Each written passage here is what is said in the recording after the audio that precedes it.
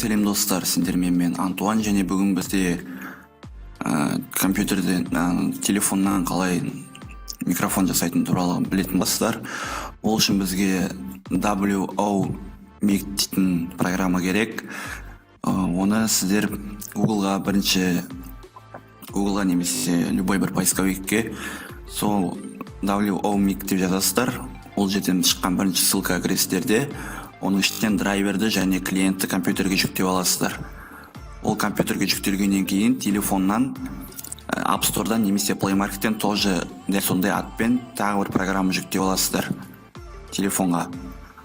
Телефондағы версиясында бізде ішіне кірген кезде старт деген жазу тұруы керек. iPhone'да ал Android'ті білмеймін. Міне скриндерін экраннан көретін боласыздар. Старт деген жазуға басасыздар да, компьютерде мында connection деп тұрады. Connection дегенге басасыздар, connect дегенге басасыз. Потом ол жерде сізге IP шығады. Сол IP тұрған жерге телефонда тұрған IP-ді жазасыздар. Сосын Wi-Fi деген кнопканы таңдайсыздар, батырманы таңдайсыздар да старт дегенге басасыздар.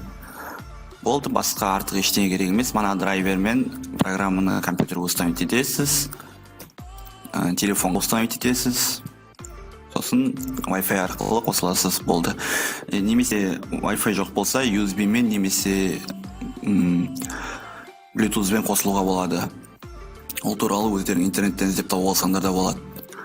Видео ұнаса және видео сендерге көмектескен болса, каналға жазылып, лайк басып, қолдап кетіңдер. Келесі видео 100 лайк жиналғаннан кейін ойнап айтамын.